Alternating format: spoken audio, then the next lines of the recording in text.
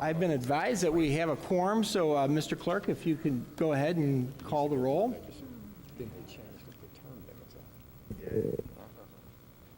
Alderman Bosley.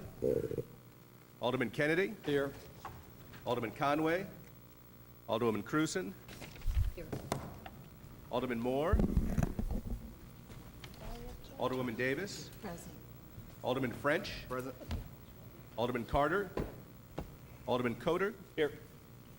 Alderwoman Spencer. Alderwoman Green. Chairman Rhodey. Present. We have 7 present and we have a quorum. With that taken care of, a couple quick announcements as far as procedures go. Alderwoman Hubbard has requested that we remove her board bill from the agenda, or not take it up today, I guess. So everyone can be aware of that. Alderman Bosley will not be able to join us, so he asked that we handle his board bill for him. And Alderwoman Cruzen has a pressing obligation at 10 o'clock, and so sometime between now and a few minutes before 10 at least, we need to get to her board bill, so we may take that a little out of order. Additionally, when we've completed with the board bills, we would, our director over at SLDC, Otis, has offered to come down and provide us an update on the NGA proposal. It was not on the agenda, but our clerk advises us, since it's just an update, that we can go ahead and at least provide him this form.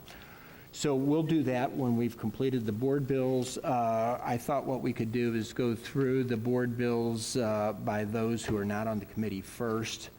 And by seniority, I believe Alderwoman Ingracia would be first up. Alderwoman?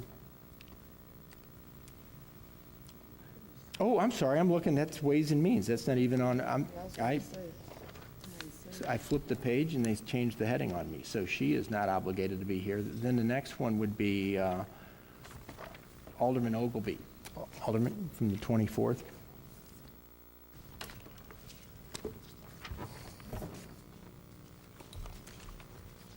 Good morning. Thank you.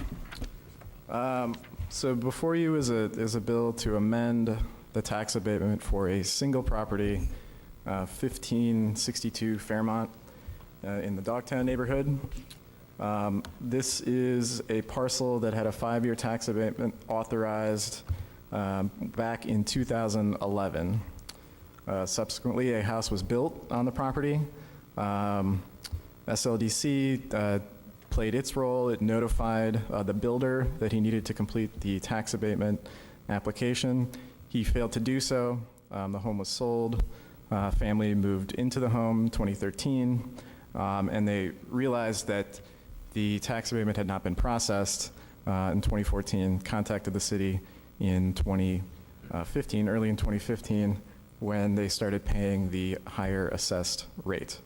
So I'm told by SLDC that we can fix this in a way that allows the homeowner to get what they expected they were getting when they purchased the home, and over the course of 7 years has no fiscal impact to the city versus doing the tax abatement up front.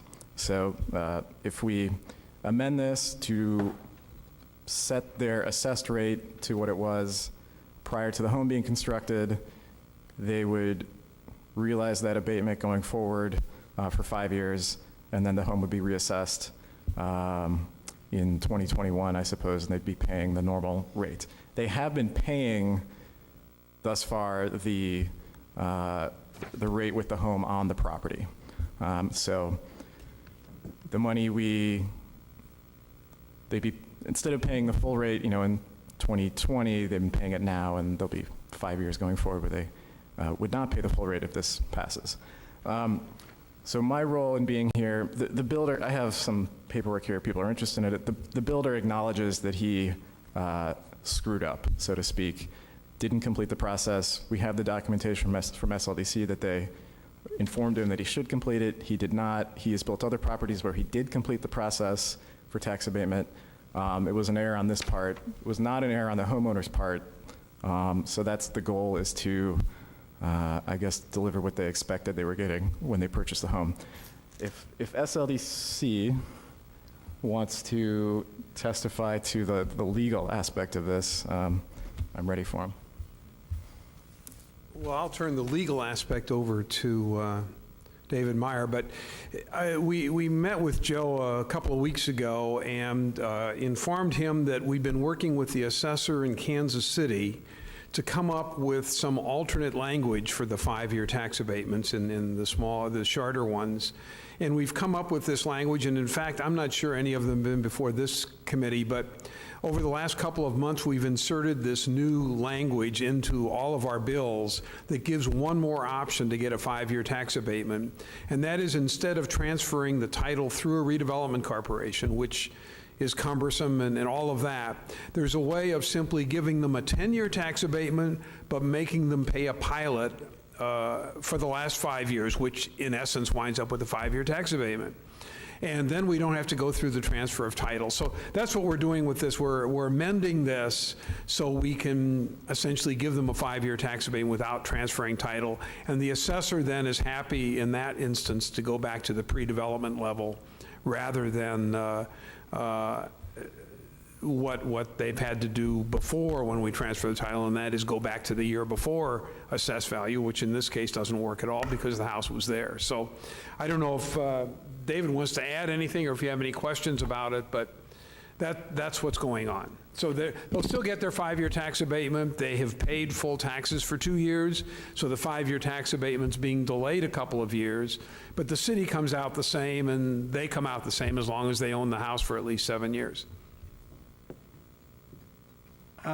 We have 2 speakers who've signed up to speak. Are there any questions? Not seeing none. We have 2 speakers who've requested to speak in favor of this. Allison Jamot and an Andre. Oh, Allison and Andre. Hi, good morning, thanks. Just here to provide some background and detail. Scott's already laid out the majority of the information. So again, we did purchase our house in February of 2013, and at that time the taxes were on the unimproved land. There was a reassessment of the tax value in mid-2014, and those taxes were paid through an escrow account that our mortgage lender has set up. And we were notified in March of 2015 that the escrow had changed and that we, in fact, had paid an increased tax rate. So at that time in March of 2015 is when I first contacted the city to try to determine the source of misunderstanding on our abatement and why we didn't have it. And so again, didn't really get anywhere. Throughout the year, last year, provided all the paperwork that our builder had failed to provide to try to, fulfill the SLDC requirements for the abatement. And then I guess our taxes were reassessed again in the middle of 2015. So our taxes for 15 actually went up again to over $3,600, which were also paid. And we were notified of this change in December of 2015 when our escrow account through our mortgage lender increased again. And so that was when we recontacted the city. I think actually Dale was brought into the fold for the first time, and then we have been working through Scott ever since. So if you have any other questions, I'm happy to fill in the details. Thank you, Ms. Jamot. Andre, did you care to add anything? Or? I guess the only thing I would like to add is we've been in the city for quite a long time before renting, and now also we own a home, and we've loved being in the city. And the reason why we built in the city is because we really wanted to make an impact, and we wanted to kind of stay here and make our presence felt. So it was a great opportunity, and hopefully we can get this all worked out. So thank you. Thank you. Thanks, guys. Let's go through the membership here to see who has any questions. Alderman Kennedy, any questions? Or Alderman Conway's not present. Alderwoman Cruzen? No questions, one comment. I appreciate you sort of laying out it's an unusual situation and feel bad for the owners. So thank you for laying this out. They're experts in incentives now, though. Alderman Moore, any questions?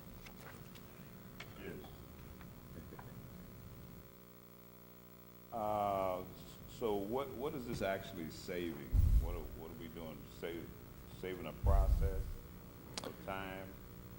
Well, we're delivering the abatement that the homeowners believe they were getting when they purchased the home. We had already authorized the tax abatement. The builder told them there was a tax abatement. They built the home, certainly partially based on that idea, and then their taxes were reassessed. So what we're doing is now creating that tax abatement today, which should have been in effect in 2013 when they purchased the home, but it's because of a builder error. So over 7 years, the city will get the same amount of tax revenue as it otherwise would, but for the next 5 years, the homeowners will be paying a reduced rate. So if someone was getting a 10-year tax abatement, would we move to 20? No, we're not extending the tax abatement that the homeowners were originally believed they had. This is just it was a 5-year abatement before. It's a 5-year abatement now. It's just a different time frame for that 5 years. That's all I have. Thank you. Vice Chair Davis? I wanted to ask a technical question of Dale Rousset. And I've wondered about this for a while, but never verbalized it. Is there something that we can put in place? Because we have a lot of these, not a lot, but we have these situations arise. Is there something that we can put in place at the time of closing for the buyers that kind of forces the builder to get this paperwork done and in the proper place so the acknowledgement is there, and if for whatever reason it's not there at closing, at least they'll know it's a document checklist to bring us aware and bring the homeowner aware. Do you think we could put something in? Well, it sounds like a good idea. I can't think of what that could possibly be, though, because we're not in that loop when they close. We usually don't know when they're closing. We often don't even, know who the buyer is going to be. But if we put something, and this is going back to the Real Estate Association and the title companies, if we could bring them into the loop and we, draft something and make that a part of their process, that's what I'd like to see. Okay. Well, we'll look into that and see what we might be able to do. Okay. Because that would certainly help in a situation like Would that. definitely help, and it's Yeah. not something that's going to go away anytime soon. No, it's not something that's never happened before. I'll agree. Yeah. So if we could look at that and Okay. talk to the appropriate entities. Okay, that'd be good. Thank you. Alderman French, any questions? No question. I'm just happy we can remedy this situation. Alderman Kotor? No questions. Alderwoman Spencer had emailed me this morning and advised me that she was not going to be able to make it. Her child, I guess I should be speaking to the microphone, her child daycare was canceled today, so she is obligated to be home.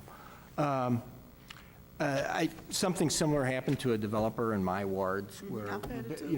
where paperwork gets filed up, so I don't think this is terribly uncommon. If there's not any other questions, the chair will entertain a do pass recommendation. Make a motion that we pass out Board Bill 303. 283 with a due pass recommendation. I believe it, 303. 303 with a due pass Second. recommendation. It's been moved and seconded. Mr. Clerk, please call the roll. Alderman Kennedy? Aye. Alderwoman Cruzen? Aye. Alderman Moore? Aye. Alderwoman Davis? Aye. Alderman French? Aye. Alderman Coder? Aye. Chairman Rhodey? Aye. Thank you. Okay, I'm going to go ahead and, in deference, Alderman Kennedy, if it's all right with you, we'll let Alderwoman Cruzen take up her board bill so that she she can go ahead and hopefully she can hang with us for a little while so we don't lose our quorum, but at least we'll make sure we can get her out of here for her meeting. Thank you, Mr. Chairman. Appreciate the courtesy here. Board Bill 317 is to repeal, I'm not sure that's the proper word, but terminate would be the proper word, a TIF that was set up back in 2006 for 6105 Delmar. It was, originally at that time, there was a plan to do a two-story building there. The developer was never able to make it happen, and so the TIF never got off the ground, and we now do have a project at that site. It will not have a TIF. It will have a simpler tax abatement bill. So this is a bill to repeal that TIF. And Dale, or I don't know if there's anything further that needs to be said. That really is it. We do these, periodically. We did 2 or 3 of them back in November. And when a TIF is just simply not performing, we then have to dissolve the special allocation fund. I think the special allocation fund in this case, I saw an email, has, like less than $20 in it. So, but whatever is in that special allocation fund then gets distributed to all the taxing districts. So no one's going to make a lot of money on this when it gets dissolved, but that's the purpose of it, and then we take that off the books and move ahead. Any questions, Alderman Kennedy? No question. Alderman Moore? No. Alderwoman Davis, or Vice Chair Davis? No questions. Alderman French? No questions. Alderman Kotar? No questions. Okay, hearing no questions, the chair will entertain a motion that we do pass Board Bill number 317. Second. Previous row. Thank you. Hearing no objections, we'll consider that heard, read, and passed out of committee. I've been advised, I was going to take this up at the end, but I've been advised that Alderman Ogilvy is going to take up Alderwoman Spencer's resolution. So since he's not on the committee, we'll go ahead and let him speak to that. Is he? He's in the hallway. Okay, I guess we'll try to come back to that. Alderman Kennedy, do you want to take up your board bill number 275? Thank you, Mr. Chairman. Members of the committee, Board Bill 275 would give 10-year tax abatement for property at 4500 and 4510 Delmar. This is a commercial building at 4510. Plan is to do new construction. They've already begun the new construction at that location. Dr. Damian Kleins, who is a gastroenterologist, and I worked several days to get that pronunciation correct, is relocating his offices to that location. He himself is a city resident. He grew up in the city, went to Soldan High School, graduated back in the 70s, and has a great commitment to keeping his services in the city of St. Louis, and he wants to relocate at 4510 in his new building and renovate what was the old pawn shop at the southwest corner of Taylor and Delmar into a doctor's building. It is a very exciting project that our neighborhood association is really happy to have. That really cleans up where the old pawn shop used to be there at Delmar and Taylor, and then fills in a stretch that was a vacant lot with new construction in a doctor's building. Many of our residents are already patients of Dr. Klein's, and the project is very exciting. The new construction would be 7,000 square feet, and the renovation would be 5,000 square feet for the other building. The entire project is about $1.3 million that he is investing his own money into. So I ask for your favorable support. This will really make a big difference there at Delmar and Taylor in the 4500 block. Alderman, do we have any pretty pictures or anything? Or? Yeah, there were some already left at each person's. Oh, Oh, these, okay, thank you. always like pretty pictures, you know?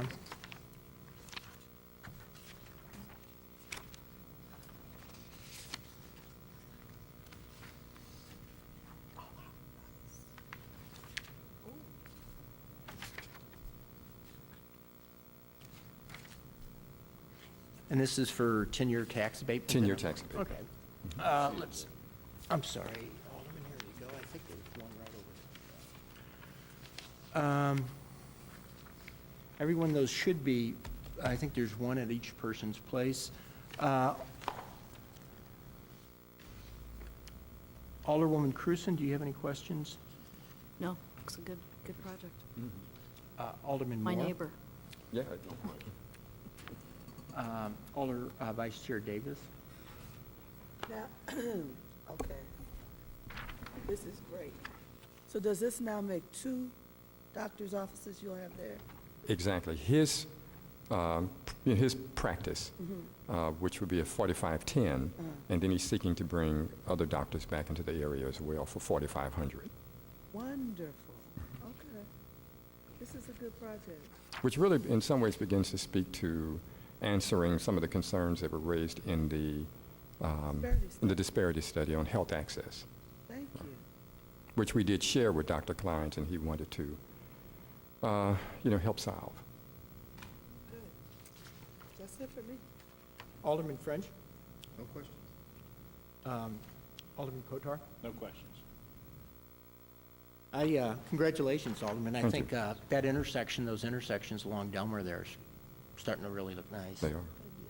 Olive, I guess, I get my intersections confused there. Which one has got the redone building? Olive and, Well, there's Delmar and Euclid that's also yeah, being it's renovated. just, a lot of things are just starting to Right. really percolate. Congratulations. Thank you.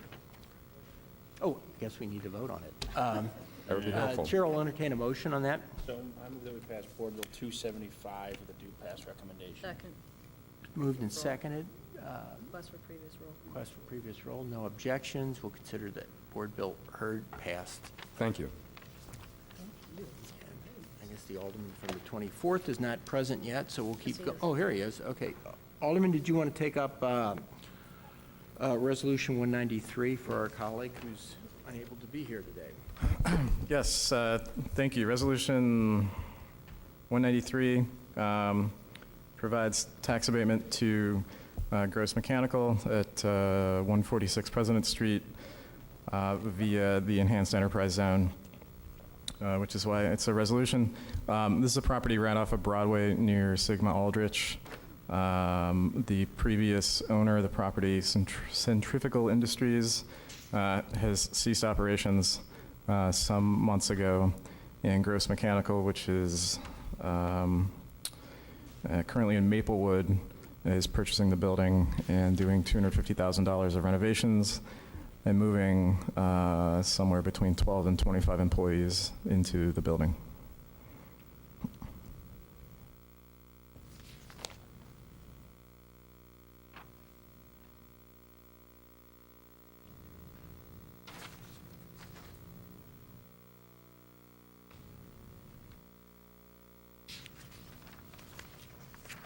How many, I know this isn't your, how many square feet is this, The building is 52,000 square feet. how about the site? I'm not sure about the site. Anybody? Do you know what the site, 114,000 square foot, the site.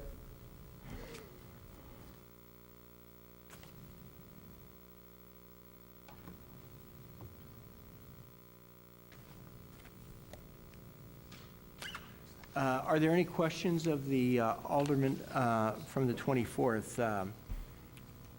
Alderman Kennedy? Alderwoman Cruzen? No questions. Alderman Moore? No questions. Vice Chair Davis? No questions. Alderman French? No questions.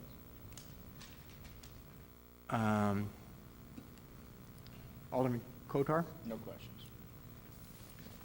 Hearing no other questions, the chair will entertain a motion that we pass out resolution number 193. I move that we pass resolution number 193 with a due pass recommendation. Second. Previous roll. Been requested previous roll. Hearing no objections, we'll consider resolution 193 passed out with a due pass recommendation. Thank you. We'll get back to our Yes, Alderwoman Davis, you're next up. Am I next up? Is anybody taking up Freeman's bill? I thought we'd just save those till the end, if that's all right, or I'm fine. give you a shot at the apple. That's fine.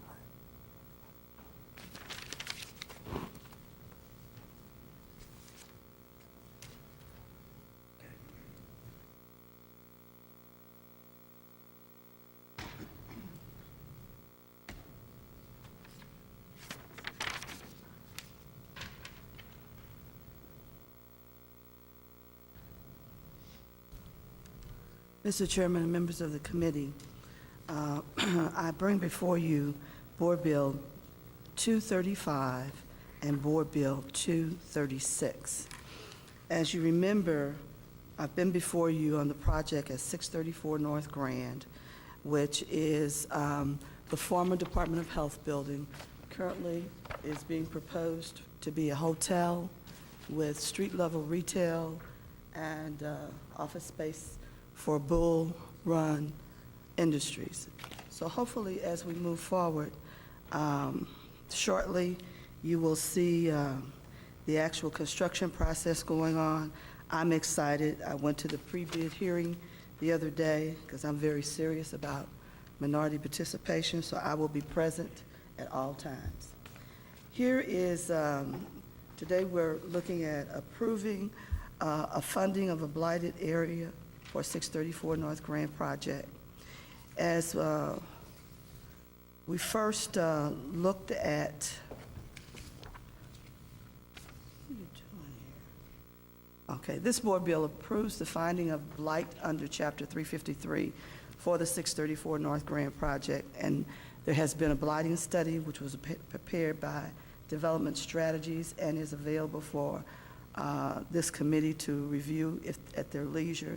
The Planning Commission reviewed the blight study and recommended the finding of blight under Chapter 353 at their January 6th meeting.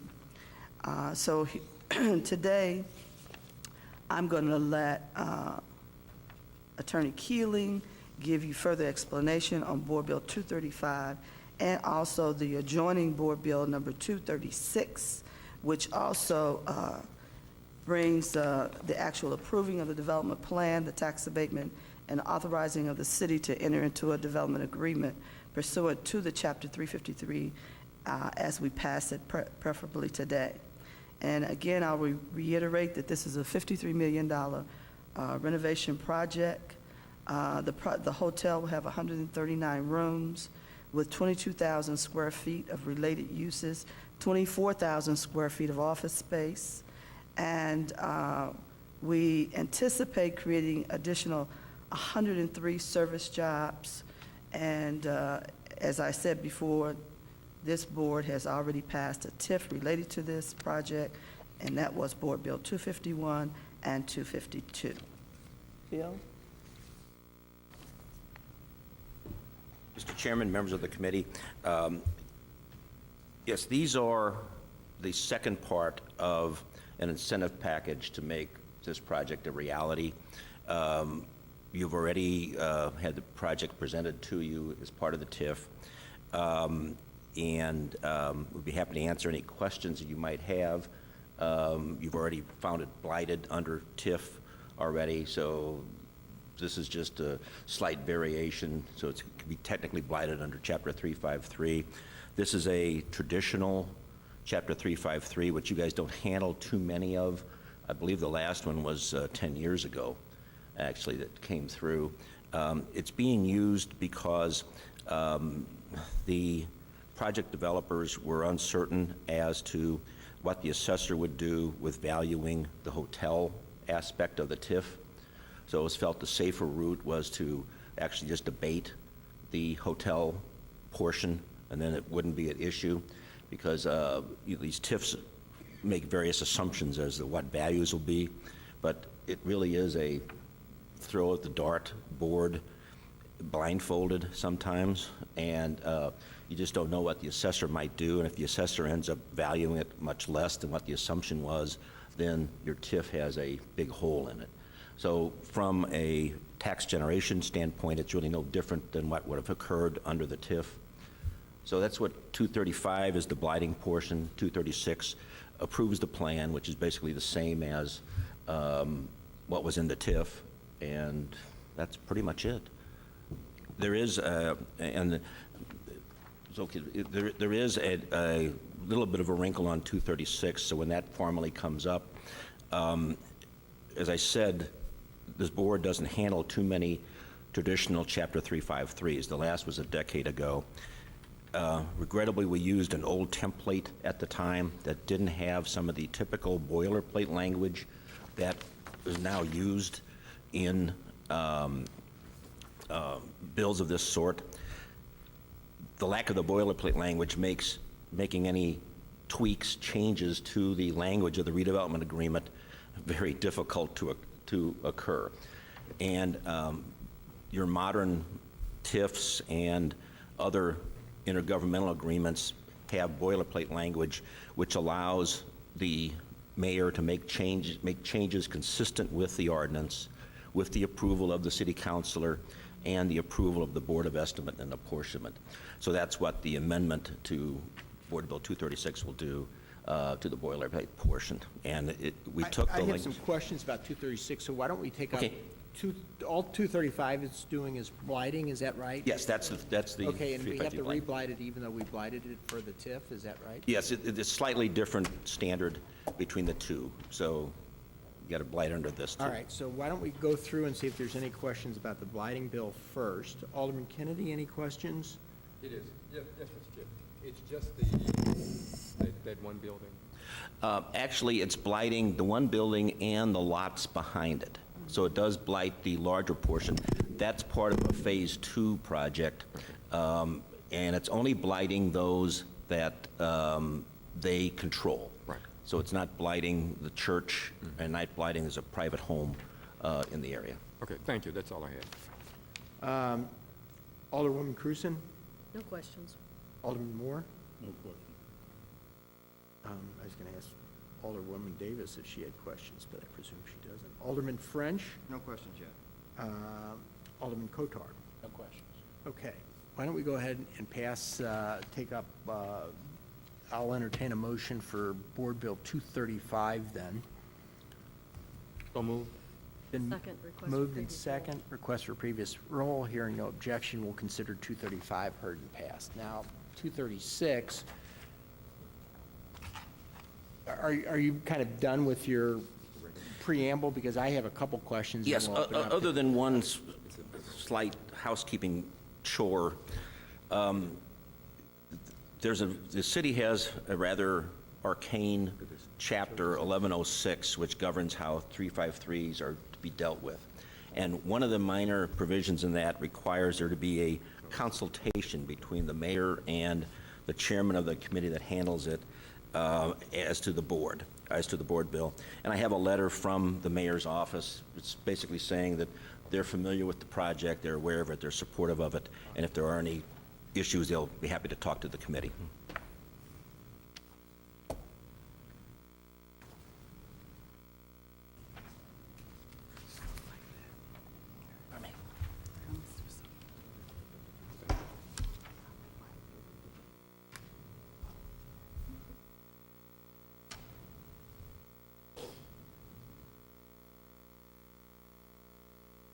Okay, and then I guess at some point we need to do an amendment to this as well then, is that correct? Yes, Mr. Chairman, we do have an amendment to Board Bill 236. The purpose of the amendment, it adds the common boilerplate language as was explained earlier to allow this minor revision with this ordinance. And the language is based on language found in board bills authorizing TIF redevelopment agreements and other common city agreements. So the lack of this language, it requires us to not have any hiccups later on in this project. And so I'd like to present this amendment to Board Bill number 236. Okay, we'll hold that for just a minute. I just want to make sure I understand that it's coming. Okay. And then if I could ask a couple questions and we'll open it up to committee. I know that this was previously a city-owned property and that we kind of designed a special incentive package just so that we could recapture, I guess, our cost of the building or do a little bit better on the sales price. Is that an accurate portrayal of? Well, somewhat. In the middle, Grand Center bought the building. And so this developer actually bought the building from Grand Center. So Grand Center paid us our price, which was overpriced. Okay. And they held on to it for a number of years because nobody wanted to pay that price. This developer was willing to take that loss in this in order to develop the building, so they paid the price Grand Center wanted. Okay, and then this was located within a TIF district, correct? Yes, and we so removed it out of that. You moved it out of the TIF district so that the building could, or this project could receive the full value of the 23-year benefits of being in a TIF district, is that correct? That is correct. So we did that, and then, forgive me for, I just can't remember all this stuff. The taxes for hotels are treated a little differently than usual TIFs as far as their That is true. eats, right? So some of it is segregated and not thrown into the pool. I guess the CVC piece, or No, not the CVC piece. It's actually a portion of the city sales tax on hotels. I believe it's 2.3% is shared. So it's a portion of the city sales tax on hotel rooms, which normally does not go into a TIF. In this case, it will go into a TIF by way of a intergovernmental agreement between the city and the developer. And that original section provision was actually put into an agreement between Grand Center and the city that predates this developer's activity. okay, so I'm just trying to, I'm not complaining that we're doing more for this because it was a city-owned building, Yeah. but I just want to make sure. So we're carving it out of the TIF district. We're throwing in a little extra money in that we wouldn't normally throw in. Right. And then this thing is going to, we're doing a 350, is Grand Center the 350, the holder of the 353, or is the developer going to be the The holder of the? developer has created a 353 corporation through which the title will transfer. And it's specific to his site, so it does not Yes, exceed the yes. boundaries of his, so it's Yeah, congruent. it would not be appropriate to put the burden of this project on Grand Center, Inc. Even though they are a redevelopment corporation, this particular project is a little bit more than they had anticipated having to handle. And so the developer took on all the responsibility of creating a 353, taking on all this responsibility. We removed it from the TIF district of Grand Center so it could be a standalone project. So what would be the purpose of if the real estate taxes in a TIF would normally go to pay off the TIF notes, but in this case, you're going to freeze the real estate taxes for, is it 25? The taxes will be frozen with 100% abatement for the first 10 years. And 50? And the reason for that was the they could have gone with a straight TIF. And you're correct that the real estate taxes for a period of 23 years would have flowed into the TIF from that as pilots. The reason they were concerned about that was the assessor's track record on the valuation of hotels is all across the board, which made it very difficult to try to come up with certainty as to what that tax generation would be. So the developer decided the easiest thing is just to have it be abated. And from the city's perspective, it really doesn't matter because in the TIF, the taxes would have gone to the special allocation fund. Except for if the values jumped, it would have been amortized faster than the 23 years. If the values had jumped, that is correct. But if they don't, thing would have been behind. So that is correct. Now, there is an aspect to that, which is in the last 13 years of the tax abatement, the abatement's 50%.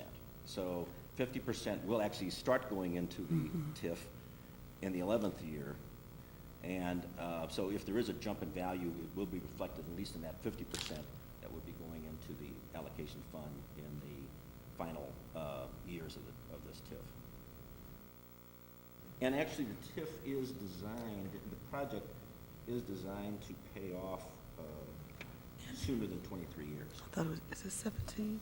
I believe it's, 17 or 18. And, well, anyway, it is designed to end earlier. Have we gotten a consolidated financial analysis to, Jonathan, have you completed a consolidated financial analysis for our shed on this?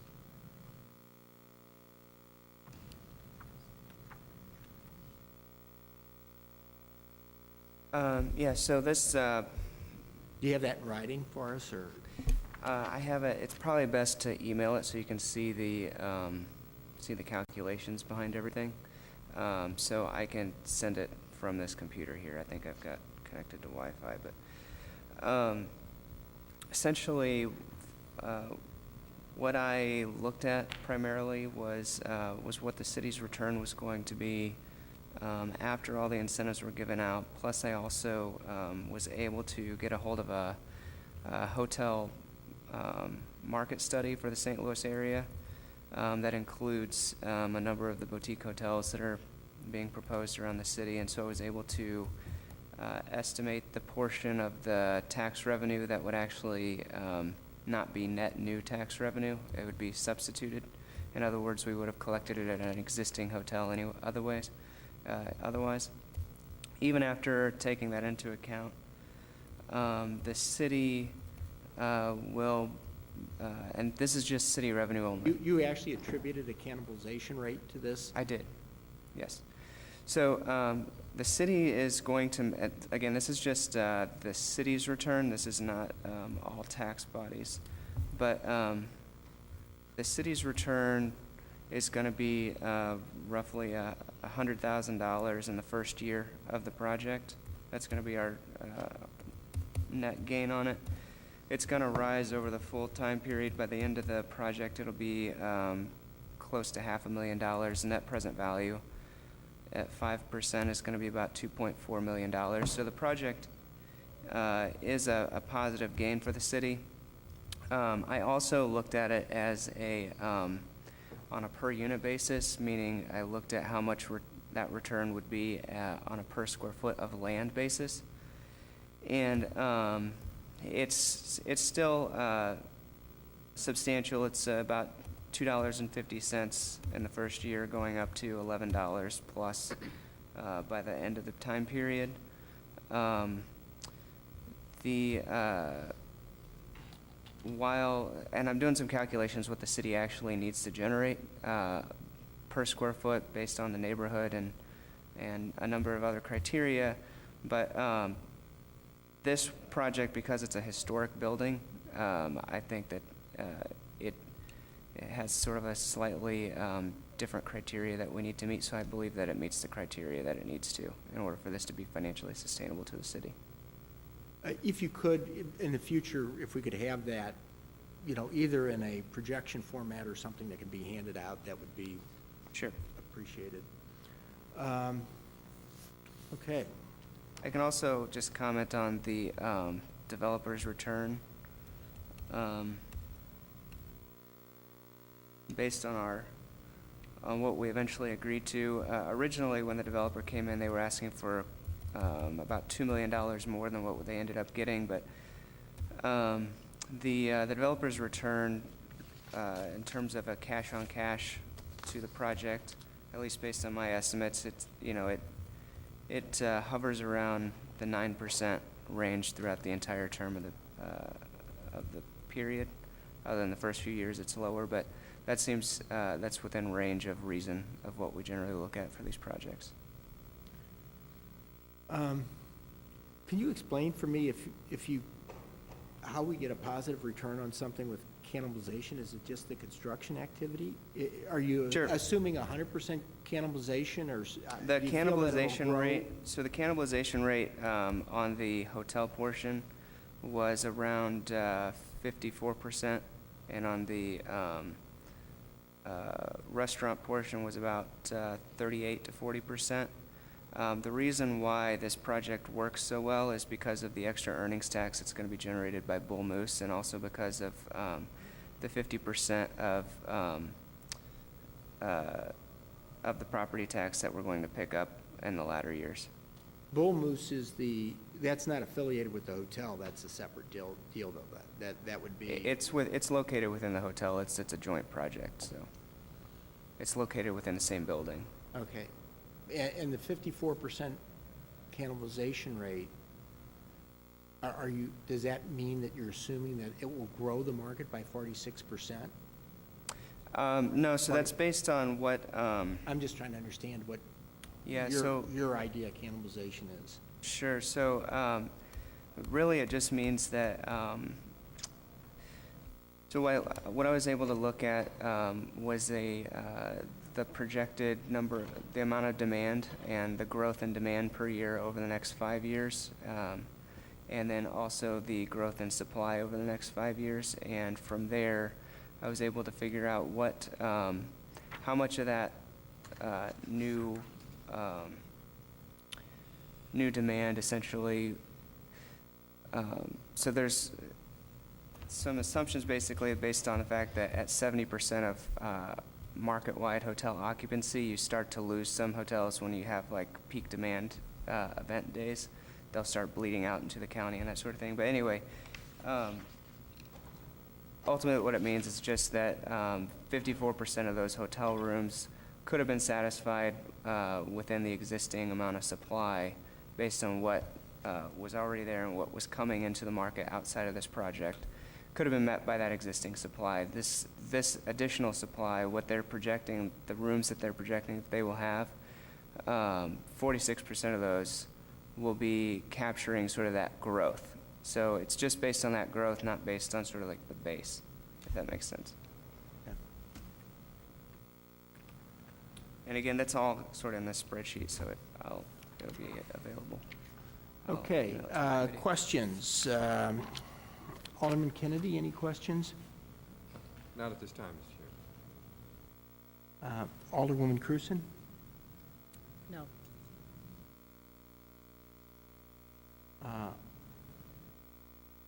Alderman French? Yeah, just a couple questions. So just to be clear, there is no city-owned property involved in this deal anymore?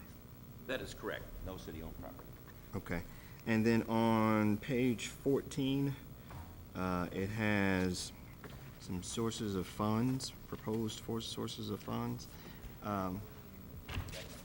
Of Board Bill 236, page 14 of 37. So it's got two scenarios there. What are those? They both seem to end up at the same. So there's total interim sources and total permanent sources?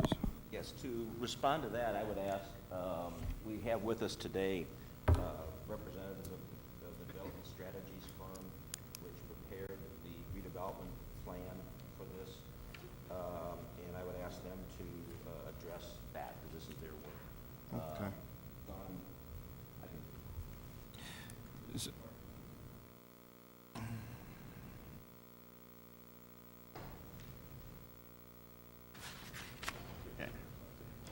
It looks like it might be, the first version is how you would fund the project without the TIF, and the second one, Mezzanine loan, then without the TIF, there's other, how you backfill it with and without. okay. Yeah, because my name's Larry Marks, Development Strategies. As you were alluding, the only real difference is sort of, if you don't have the TIF, you'd have to come up with this mezzanine loan and the deferred developer's fee. But if you can come up with the TIF, as you see, that's estimated about $4.8 million. And then the other 50% pledge of the hotel, which we were talking about, that the city, that's an addition in above the normal TIF, and then the deferred developer's fee would be less. So it's simply just showing two different ways that you can fund this project with and without a TIF. Okay. So with the passage of this bill, though, we would be going with the second version. Correct. Okay. It also mentions that that funding is for Phase 1. What is Phase 2? Phase 2 is, will be a 500-plus car parking garage, which will service the hotel, the retail there, and also the entertainment district. So it'll be available to the public for the symphony and other things that are going on in the area, much needed. So where would that would be behind the building? And also another residential project will be attached to that, 124 units. Okay, and would that be behind the building or to the side? I'm looking at them. It is here. behind, but it goes like to a U around to Washington Avenue, behind Third Baptist Church. And that's on the land that Third Baptist Church owns right now? Yes, Third Baptist currently owns that land back there. Oh, I see here. Okay. Okay. All right. And when do you expect to do Phase 2? Well, we talked about it just recently, and we want to get Phase 2 started as soon as Phase 1 is up and running properly, and then immediately go into Phase 2, right? Correct. Okay. And would this is as a hotel, would this have a brand, or you already? You can talk to that. Hi, Amanda Auer with Lawrence Group Corporate Counsel. It's a non-flag hotel, so it's boutique. Okay. Cool. All right. Oh, and one other thing. So the taxes will be frozen at what level? So what do we generate off this thing? Is that somewhere in here?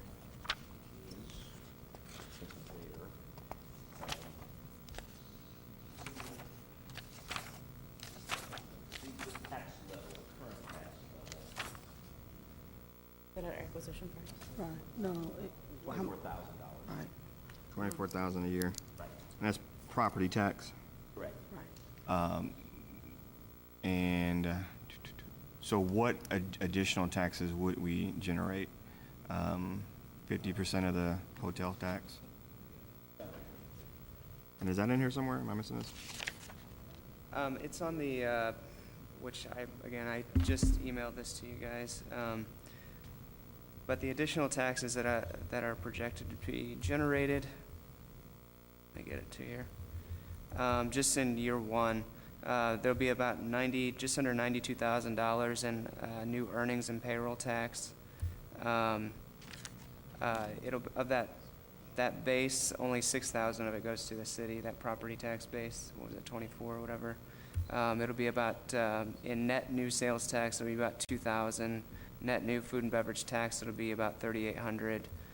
It'll actually be a net loss of almost $2,300 hotel tax, but it'll be a net total of about $102,000 in year one, and then it'll grow by about roughly 2 to 2.5% per year.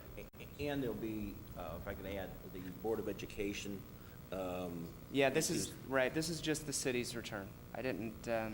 This doesn't include what's going to go to the Board of Education or any of the taxing desegregation bodies. sales tax. There's also a transportation sales tax that'll be generated. That'll go to those specific taxing districts. To Metro. And So to recap, you said about $6,000? No. And 100? Yeah, so our portion of the property tax of the base is about $6,200 of that. A year? Yep. Okay. Yep. For the first 10 years, and then it'll go up to about $25,000. Okay. So not much in the first 10 years. Yeah. Gotcha. It's, right. If you look at it as on a per square foot basis of land, it's about 15 cents for the first 10 years and 63 to 65 cents going forward. It goes up to, when the tax abatement wears off, it goes up to almost $6 a square foot.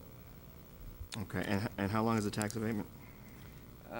It's essentially, It could be up to 23 years. yeah, It but could be they less. structure, yeah, It'll right. be less. And the TIF, how long are we saying for this one? Again, potentially 23 years. We hope less. The projections were 17 to 18. And the capped value of the TIF is about 4.8 million? Correct. Okay. But that doesn't include the cap value of the hotel. have to add the hotel sales tax rebate into Which is that. approximately 700,000. Yeah, the total is 5.5 million when you add that in. So the 50% of the hotel is about 669,000. Yeah. Gotcha. All right, that's all I have. Thank you. Alderman Cotard? No questions.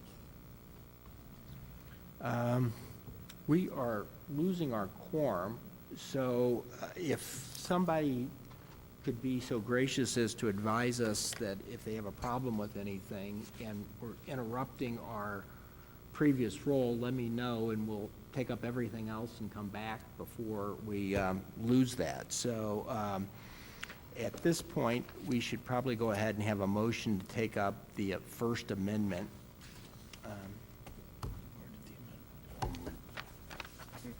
It's been moved that we bring Amendment 1 before us, which I believe our clerk has passed out.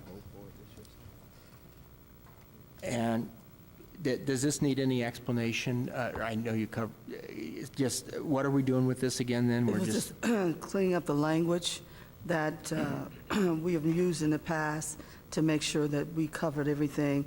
And it was basically beginning on page 2, line 22, after the words, "The mayor of the city of St. Louis," we will insert the following words, "with the advice and concurrence of the city councilor and after approved by the Board of Estimate and Apportionment." And beginning on page 2, line 23, after the words directed to, we will insert the following words, "made any changes as may be consistent with the intent of this ordinance, with no further action of the Board of Aldermen necessary to authorize such changes and to." okay, so that, I'm not sure I understand why that's a technical correction, but I'll go ahead and take your all's word for it. Yeah. If we could have a motion, do we have a motion on that? So Yeah, moved. we had it marked, motion is seconded. Second. Previous roll. There's a request for a previous roll. Hearing no objections, we'll consider that as heard, passed with a due, I'm sorry, that's now part of the Board Bill 236, me and my procedures. Okay, now we need to go back to 236 as amended, correct? Correct. And so we need a motion on Board Bill 236 as amended. I move to pass Board Bill 236 as amended with a due pass recommendation. It's been moved and seconded. Previous roll. There's a request for previous roll. Hearing no objection, we'll consider that as heard, passed by the committee. Thank you, Mr. Thank Chairman and committee. Okay, we have two board bills by Alderman Bosley. Congratulations, Alderwoman. That's going to be an exciting development down there. Alderman Bosley, Dale, do you want to speak to Alderman Bosley's two board bills before us? Yes, I'll happy to get this started. Both of the board bills are very, very similar, 294 and 295. They deal with properties in the Hyde Park area that have been developed over the years. And Ken Nurnberger and Michelle Duffy have been very much involved in that development. When they were developed, 10-year tax abatement was authorized.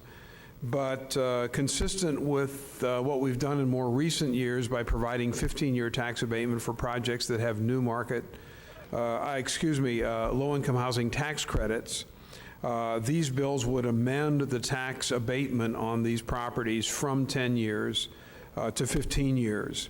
It's very similar to the bill that we had taken up under Alderwoman Hubbard.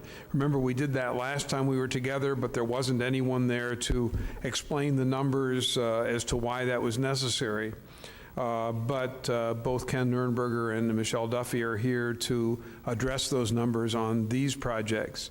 So hopefully your questions can be answered. All right, I was not aware that's what we were doing with these board bills. I will be glad to go ahead and have that heard today, but the alderman's not present, so I don't want to, but I think the problem ran a little deeper than that, but we will certainly provide the... I think it's similar. Actually, Mr. Nurnberger knows a little bit about that project, so he may want to address that a little bit too. Yeah, I think the issue was that there was a transaction involved, and now we're retroactively going back and changing the financial terms of a real estate transaction. Well, I certainly don't want to speak for the rest of the committee. We'll provide, let's hear the board bill today. Okay. And then, Mr. Nurberger, you want to step forward and tell us?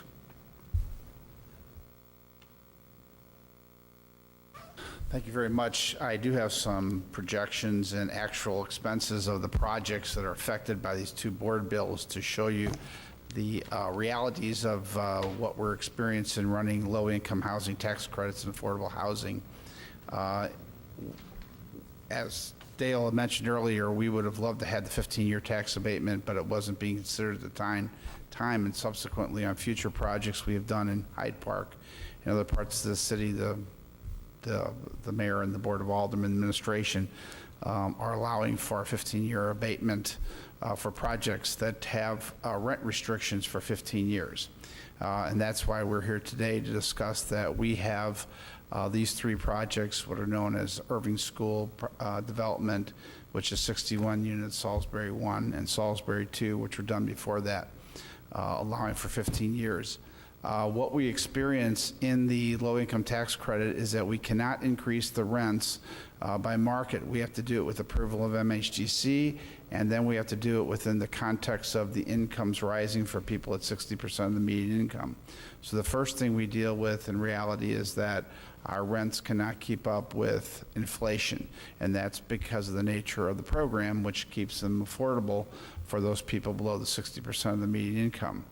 The second issue is in apartment developments, the inflation of items that we have no control over, and those being predominantly the utilities, water and sewer. I think most of you know water and sewer bills have gone up. We then, in the midst of this project, were now paying the trash bill, which was free at the time it was provided, but now we pay the monthly fee for each of the units that we have. And then finally, you probably don't experience it as much in homes, but in apartments, the inflation in property insurance has been huge. So those expenses we have no control over, and we can't increase the rents. So what we're finding, as you see in the projections, we're either break even or negative on these kinds of projects, and the having additional 5 years of tax abatement at 50% of the increase will greatly help us be able to keep a positive cash flow or slightly positive cash flow on these projects. The other important thing is then at the 15th year, the affordability as is projected burns off. The ability to refinance the project, reduce the debt service, all has an impact. And so past the 15 years, the owners of low-income tax projects have more flexibility.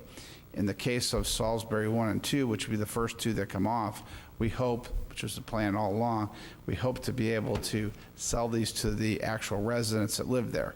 So at that time, we will refinance and sell the units to the homeowners and create a homeowner model within the Hyde Park neighborhood. So that's the request, is to help us with those last 5 years after the present 10-year abatement period. I mean, gosh, it's been a long time since I've looked at these things, but like for your expenses, or do you have your depreciation? Is that part of your expenses? No, and if you want to start with the Irving School, the reason it's so negative is that the projections at the time that was done is that... Is this cash flow that you're projecting? Yeah, that's actually negative. We do not receive any, all of our costs for our management nor our staff. So we clearly lose money on Irving School. On the 2014 on Salisbury 1, we lost money because of some insurance claims, hail damage that the deductible was very high, and we had some unforeseen maintenance on that particular project. But that then has now cash flow, and that's going to be okay. In the case of Salisbury 2, and the other thing is we were able to refinance Salisbury 1 because the financing of that came due and got a better interest rate. Salisbury 2, Again, we projected, these are very small projects. You know, these are, the Salisbury one is 16 units, Salisbury 2 is 22 units. Very inefficient. Part of what we deal with also in the low-income tax credit, they don't fund large projects, so we always, or each little project has to survive. And so in some cases, we just have a problem dealing with each one individually making it. We do run all 248 units in Hyde Park as one, and so sometimes a project that doesn't make it is helped by a project that does. But they, and that, so we're dealing, it runs, you know, it does, yeah. How many units do we, how much tax credits? This is like, I don't even know how to evaluate this with this piece of paper. It's like, I don't know how much tax credits you all have. I don't know what the value of the project is today. Has anybody from SLDC reviewed these numbers, or? Probably. The tax credits, of course, are used to get the cash, and then you have a debt. So there's no changes once you close. You have the same amount of debt on it as when you started 10 years ago, and the expenses are what we're dealing with. There's no change. There's no additional tax credits once the project is closed. And what the price was paid is what the price was paid at the time. So how much, what's the real estate tax is going to go to then? Michelle, do you know that this is that? Well, I guess we really wouldn't know what they would be, because it depends on what the assessor would assess them at the time. Typically, annual tax is $500 to $600 a year, so we would go from very low right now, which is a few $100s, because these were all very low valued property when we started in Hyde Park, and it would go up about $300 a year is what I would presume. After, with the tax abatement, it would go up $600 a unit a year without the tax abatement. Well, I'm going to go ahead and open this up. I'm just, Okay. I don't know We where I'm can at provide on more this. information. Alderman Kennedy, you have any questions? Not right now, thank you. Alderman Conway, do you have any questions? No. Alderman Moore, any questions? No. Alderwoman Davis, I know you said you had a comment. Yeah, I think the unfortunate part about this is that the bill is not as complete as it could be with attachments. We could never sit here and approve something that's just based on your expenses being more than what you had anticipated. And so what I would like to see is the realization come back with the numbers, the appropriate numbers that deal with your current TIF, and how you're looking for additional, how that would solidify your project to be successful. That's how I would put it. Okay. So I Glad to. wouldn't talk about, you know, my expenses, because I've been on both sides of this. As on the developer side, you know, we did Garfield and Brand and Cook up there, and that was the same MHDC project. We did 15 years on it. There was no way to go back and get anything different, and we had to make it work, even though expenses would change. And then on the other side, in my ward, I got Lucas Heights. And so they just raised the rent for the first time in January. And those people are going crazy, but they don't understand that the 15 years is over. It's no longer affordable. And now, because they've been in the red forever, now they can realize some profit to do some other things with the development. So I understand exactly where you're at, okay? I just think that the question is going to be, how does this look as a package? That's all. Yeah.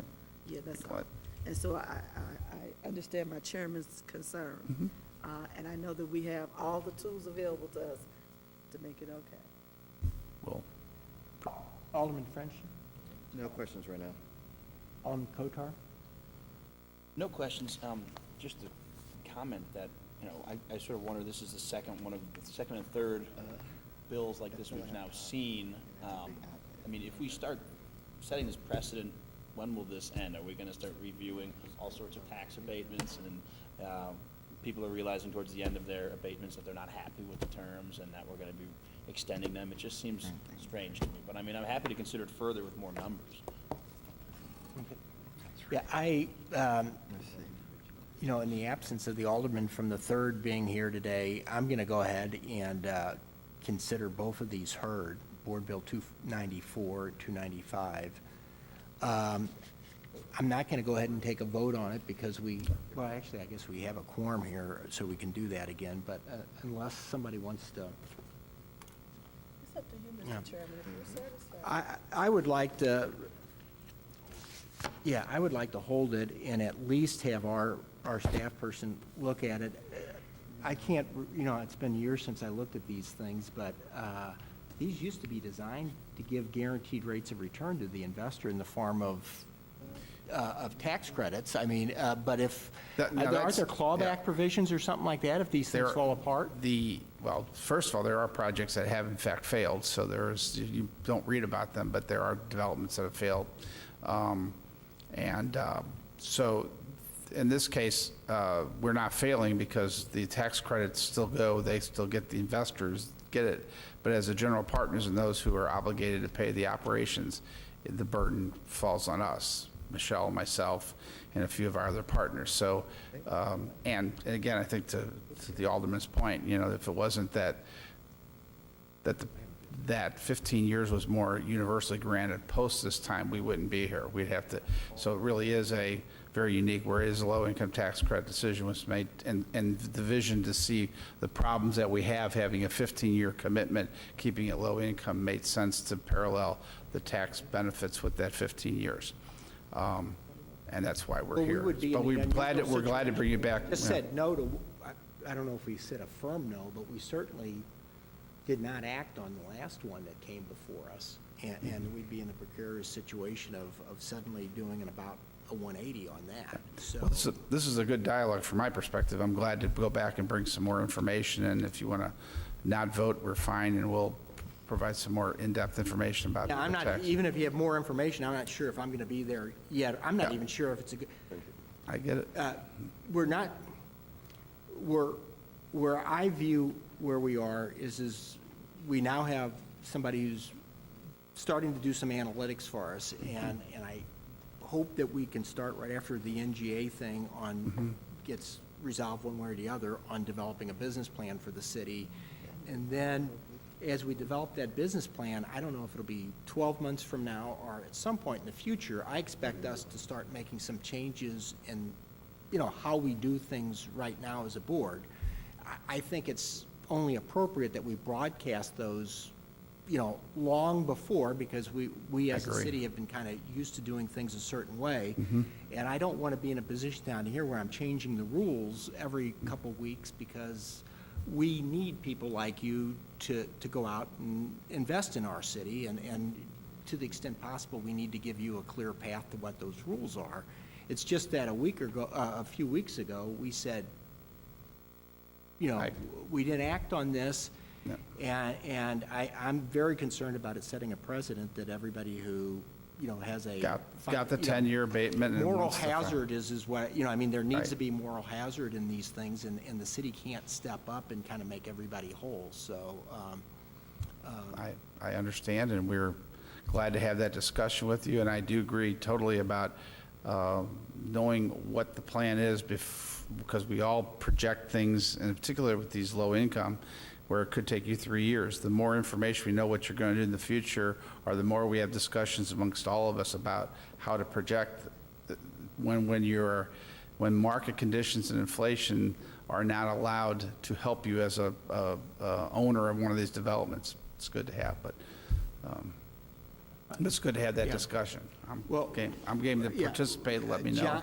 Jonathan's our financial analyst over at SLDC, so I presume it might start with then, but I don't want you to go through a whole lot of work on it, because I'm not really sure, and I don't want to make the decision for the whole committee, but it's going to take a bit for me to get around to doing Got it. it. So. Got it.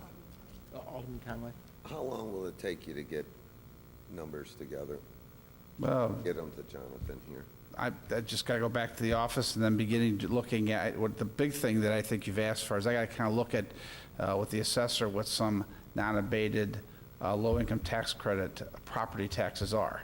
I have some idea what they are with different rents, because they have to do the assessment based upon, there's a Missouri law now that says they have to assess them based upon the controlled rents. So I have to do that calculation and bring it back to you. And then I guess we ought to go ahead and figure out how many of these projects there are in the city, you know what I mean? You know, because if this is going to be a revolving door, we need to, you know, we need to start thinking about how we're going to treat everybody the same, so. And are you operating under a deadline? No, we just, obviously, once the 10-year comes up, these projects are in the eighth year, 9th year, so if we're going to get it, we would. Either the 9th year or the 10th year, 2006, 2006. I just want to know that we can get back to you and hear this. Yeah, I think if we, in the next few months, we're fine, you know, if not, you know. And then Jonathan was very good. Yeah, no, I just was listening to him. Crunching numbers, I like numbers. We have another technical situation.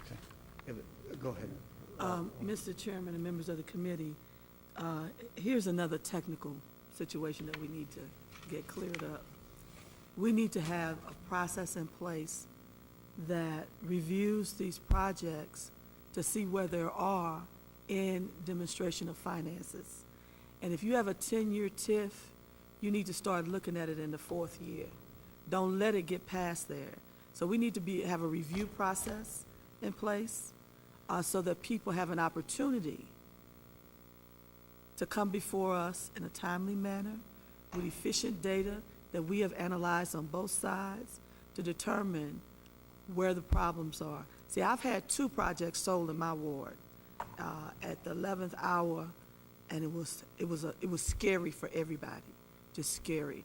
And that was because the projects were done in like 2000. One was done in 2003, and one was done in 2005. And with the real estate crisis and everything, and a number of other things, the projections weren't appropriate to carry through that period.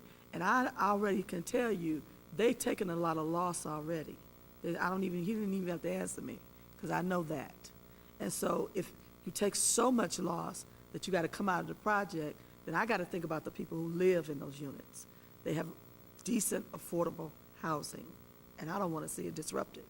So we need to put something in place. We need to think about this and figure out how we can put something in place to review these projects. As the chairman has said, we know there's some more of them out there, and we might as well get ahead of it. And at the end of that, that's job security as well, folks. All right, thank you all. Thank you. Okay, the last board bill we're going to hear is actually mine, and of course, I have to plead ignorance on this. This is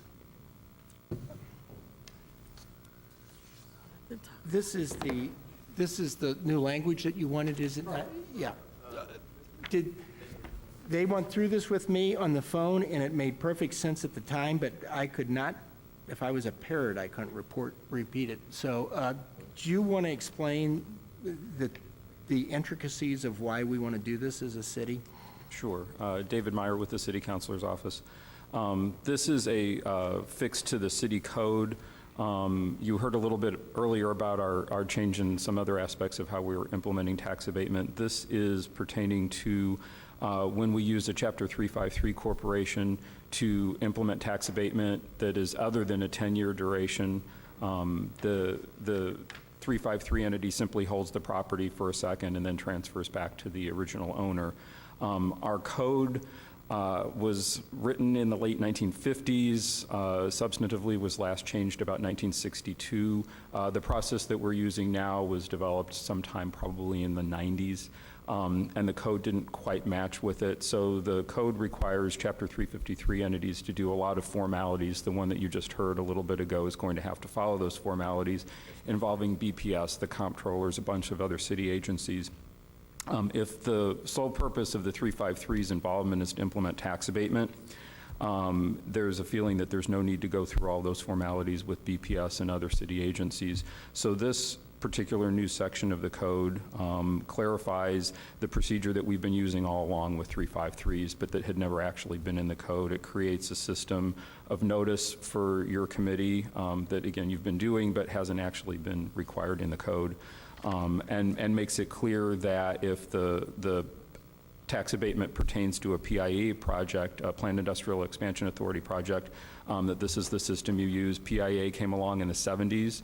The code never addressed it because the code was last changed in the 60s. So this is really a fix that's been needed for a long time, and makes it clear to everybody the process that we've actually been using all along.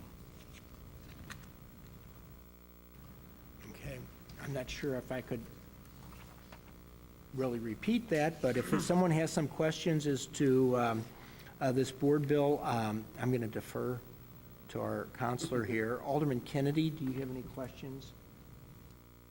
So you're saying there's been no change in this since the 1950s? This section that we're changing was changed in 1962, but the vast majority of Chapter 1106 was created in 1958, within a couple of years when LCRA was created. And then what is the advantage to this? It makes it very clear that if you're only using a Chapter 353 entity to implement tax abatement, that you follow the process that's in this little new section, which is that you go through the process at LCRA under Chapter 99 or at PIA under Chapter 100. They blight it, recommend blighting, it comes to the Board of Aldermen and they review it.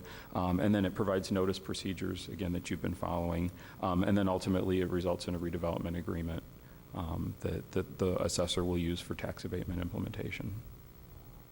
That's all, thank you. And one of the advantages of using the 353 is we can then kind of dial up or dial down. We're not locked in at 10 years, is that correct? That's absolutely correct. So as the way I interpret this is as we move forward and we want to begin becoming more dynamic in our pricing of incentives, this will give us the flexibility we need without as much administrative headaches as we would have had before. Is that Correct. kind of The the simplified procedure that we've been using for Chapter 99 only works for exactly 10 years until the last couple of months, as was mentioned earlier, when we started working with Kansas City and came up with this method to avoid this pass-through with the title issues it raises. So this is another piece of that modernization. Okay. Alderman Conway? No questions. Alderwoman Cruzen, Alderman Moore? Vice Chair Davis? No questions. Alderman French? No questions. Alderman Carter is with us now. No Alderman Carter. questions. Alderman Kodor? No question. Okay. Hearing no questions, the chair will entertain a motion on Board Bill number 315. I move that we pass 315 out of committee with a due pass recommendation. Second. And we do have a quorum now, so perhaps we do have a quorum still, don't we? Yeah, why don't we go ahead and take a new roll call then? Alderman Kennedy? Aye. Alderman Conway? Aye. Alderman Moore? Aye. Alderwoman Davis? Aye. Alderman French? Aye. Alderman Carter? Aye. Alderman Coder? Aye. Chairman Garodi? Aye. We have 8 ayes. Okay, now that concludes all the, I believe that concludes, let me make sure, me and my,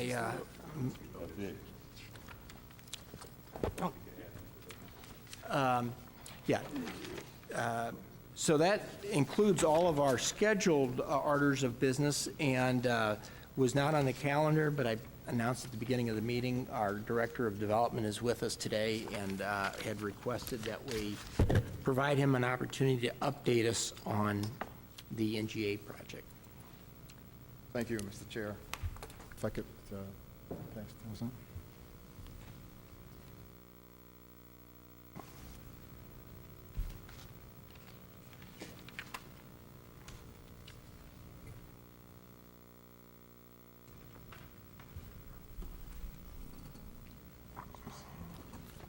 Oh, is that one is,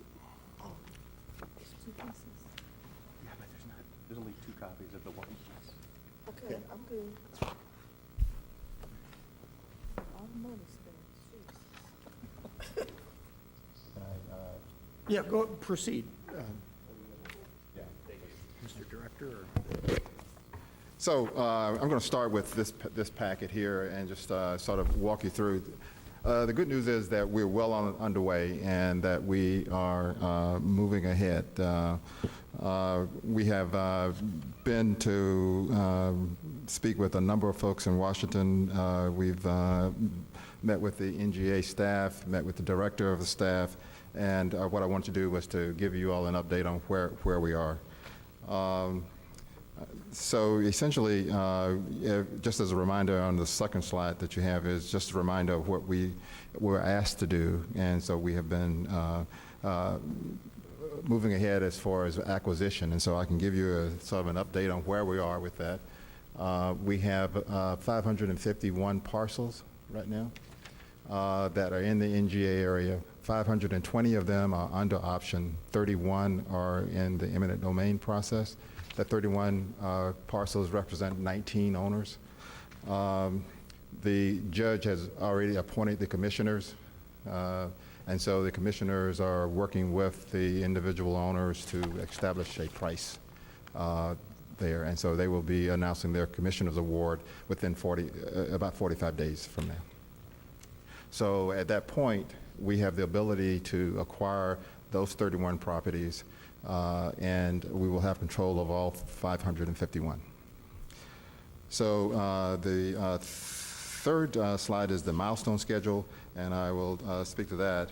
If you recall, we started this whole process with their announcement back in April 2014, and they kicked off the NEPA study in September of 2014, and we've been going through that process since then. And so we're at this point now where you guys have assisted us along the way in getting some of the legislation required that we need. But on March 25th of this year, the agency, the NGA, will provide their agency preferred site announcement. And we think that is probably between our site and the site at Scott.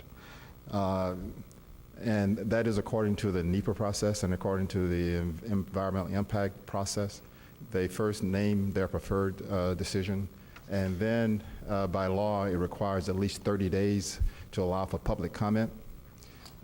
They have already announced that they will make that a 60-day window, and so they will not present their record of decision until at least May 25th, but we think it's more like 1 June. So that is when the record of decision will be announced. At that point, if it is us on the agency preferred announcement on the 25th, we will begin to start doing a lot of other things to ready ourselves for the negotiations. But we cannot do anything permanently or finally until the record of decision is made, which is 1 June, thereabouts.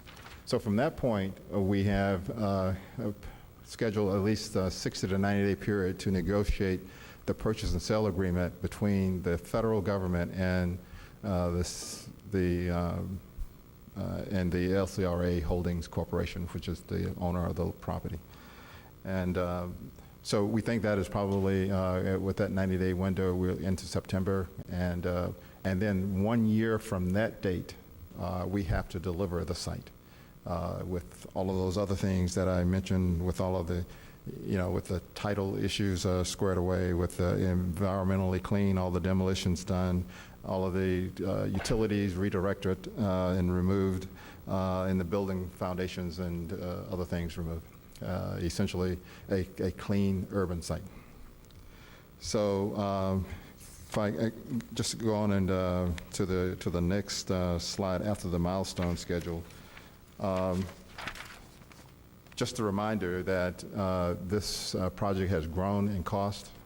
The cost now is about $1.75 billion, with about $1.1 billion of that being construction. It is probably it's closer to 1 million square feet. And you can see the other things here, that the actual jobs, we think, is about 1,300 per year over the life of the construction period. The things that we have been doing to talk through to our senators, to OMB, to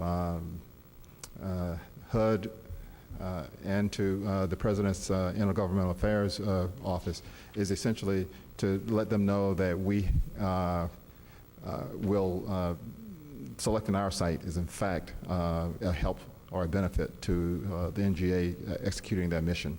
And so the brochure that you have here essentially provides all those details. It gives comparisons to the commute time between our site and the Illinois site. It gives a lot of other little tidbits, but this is essentially the leave behind that we've had. And we've had great success in communicating our thoughts.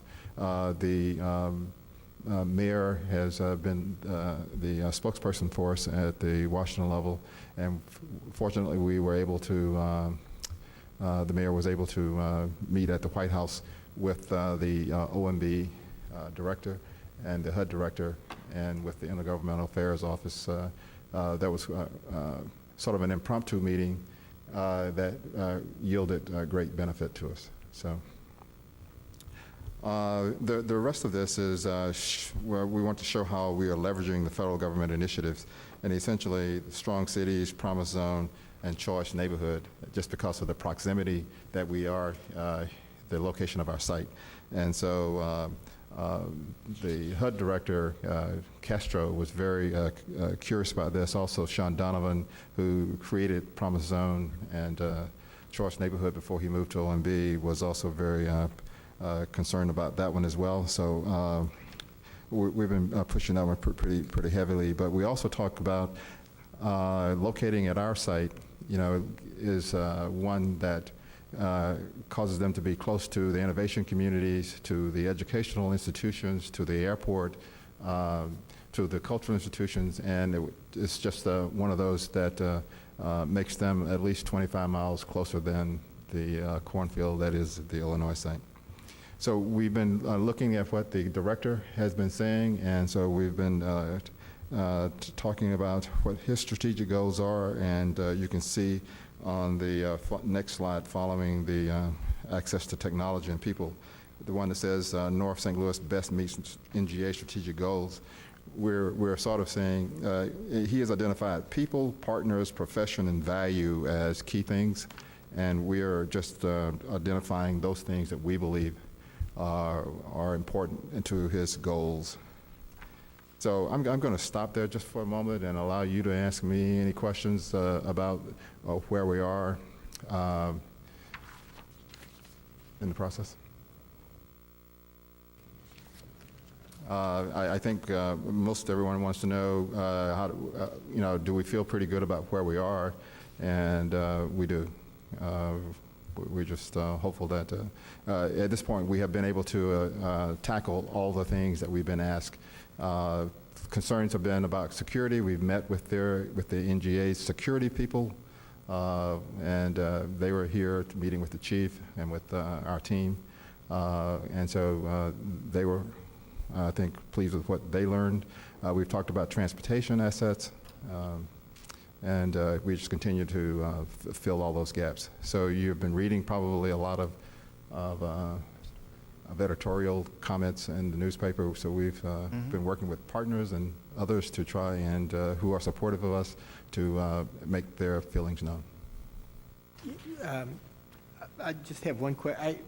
As I run out in the community, I guess the people I kind of run into say that, the big thing that they're trying to figure out how we're going to overcome is that our president is from Illinois, and Yes. Perhaps his strongest ally is a influential senator who I'm sure would like to go ahead and bring home some bacon for his That's our greatest concern. southern Illinois constituency. What is your response, I guess, to that? So what I really don't have one other than you've highlighted one of the key pieces of it. But both Senator McCaskill, before she became ill, she's been a very strong advocate and was making contact with the president and his staff before she became ill, or at least announced her illness. And Senator Blunt has been working the Defense Department and the cabinet members and that kind of thing. Congressman Clay has been equally trying to work the House committees and that kind of thing. You know, you can do everything you can do, but when it comes down to it, what the final decision is. We've been told that Cardillo is going to make the final decision. He continues to say that, but we all know that he may be the mouthpiece, but decisions are sometimes made elsewhere. Who's going to be the? Cardillo is the director. Okay. All right, Alderman Kennedy, you have any questions? I don't, thank you. Alderman Moore. If we get the NGA site, how likely is it that they might need an expansion? Do we have enough land for them to expand if they have to expand? Yes, Back through the process of eminent domain? now, part of the reason they laid out the site the way they did is they have the ability to actually expand on the footprint that they have currently. Vice Chair Davis? No question. Alderman French? Yes, please. So I had requested some information about the costs so far, and you did prepare a couple of spreadsheets for me, and I appreciate that. So if I'm reading this right, the total amount that has been spent so far has been about, as of January, was about 7.6 million? Correct. Okay. And then the deals that have been made that are contingent upon us getting the award would raise the cost to just under 50 million. It's probably more like about 51. Okay. And you mentioned that the proceedings for where's that thing you sent? The eminent domain has started. Now, is this contingent upon Yes, us we getting the will site? not execute anything. We will not, in fact, one of our challenges here is because instead of 30 days, they've made it 60 days. We have to delay, and the judges have I said the judge and the commissioners are aware that of this. And so we will not pay into court or take possession of any properties until we know who has been named. Okay. And so part of the requirement to control the land and in order to make sure we have complete site control, there was a deal cut with landowner Paul McKee. Correct. Now, has that been executed now? No. Okay. Has any... Well, when you say executed, we've signed the agreement, but they were all contingent upon the NGA as well, with the exception of the option agreement on Pruitt-Igoe, which we extended to allow for that to be executed at a later date. Okay, so the option on Pruitt-Igoe has been extended, but he has not executed it? No, he has not. Okay. And either in closed session or open session or anyway, have you given any details yet about the specifics of the McKee deal?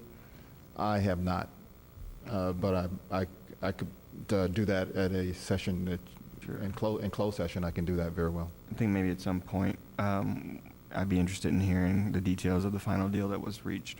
Okay. And lastly, so what if in March, I keep asking this question, so let's see what the answer is today.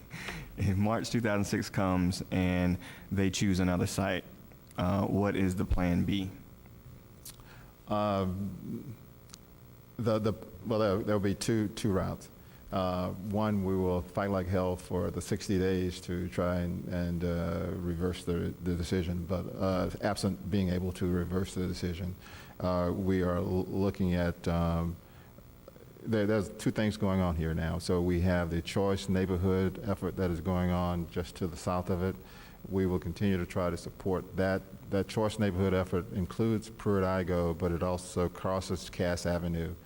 We would still be looking to execute the housing components that are just outside of the NGA footprint, and we'll continue to try and execute the projects that are currently on the plan right at the moment.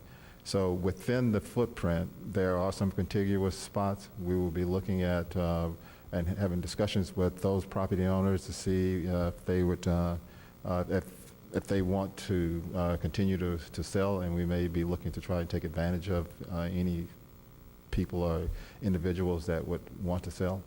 But other than that, we would then be going out with,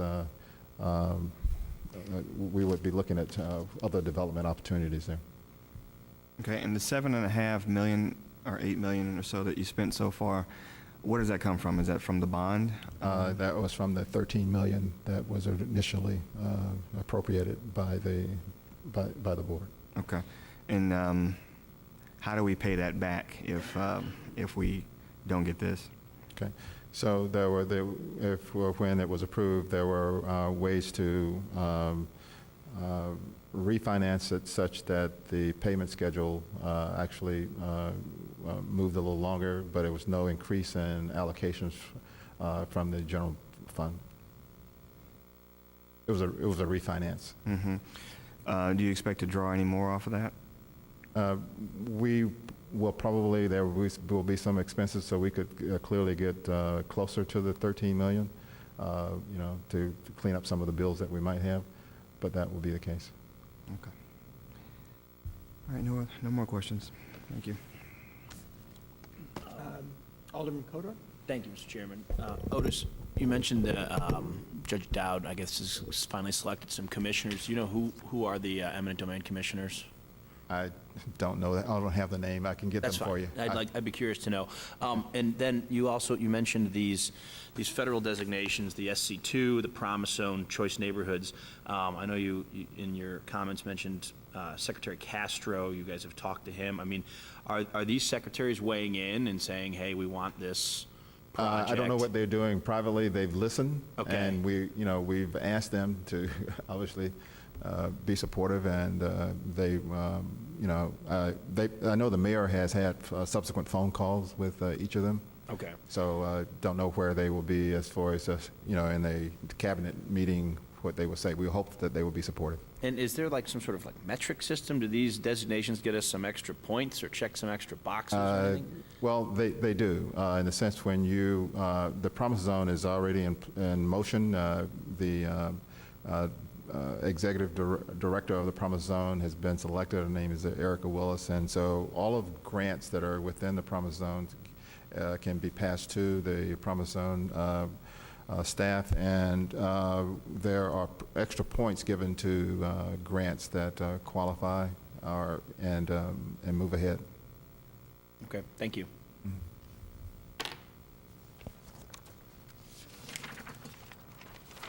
I think that's it then. Mr. Director, thanks for your time today, and we'll be, I'm sure, hopefully celebrating this in a month or so, but one way or another, we'll be looking to work with you on some of the other projects that we've asked that I know are kind of taking the back seat right now. If I can, and I won't go through this, but I'll pass this out. This is, you were not at the SLDC board meeting, but this is just a summary of activities over the last calendar year in development. And so it speaks to some of the major things that we've done,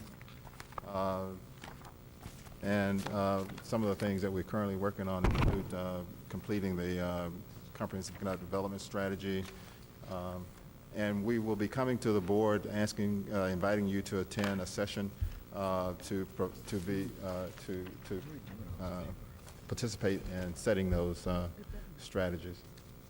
So this is on the development of a business plan for... Well, this is the development of a comprehensive economic development strategy that the Department of Commerce requires, and then we will then move to do exactly what you're suggesting.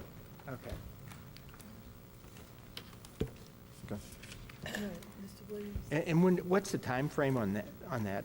And The said strategy is this spring, and then later this spring, probably in the, I would like to say June. As soon as we get the record of decision, we will then try to move in that direction to try and do something. Okay, so we're talking probably this fall, us kind of, and do you envision, what kind of for the development of the business plan, which, believe me, I think the NGA is, I guess, I'm always told you have things that are important and you have things that are urgent. The NGA thing is urgent. The business plan is, in my mind, even more important, but less urgent. So when we get around to the business plan, you're thinking that's going to be in the fall. Right. Late summer to fall. And what kind of engagement? I mean, I think we as members of the board are certainly stakeholders, but I think we want to hear from developers. We want to hear from... We will seek out through an RFP process to acquire someone to lead us through the process. Okay. All right.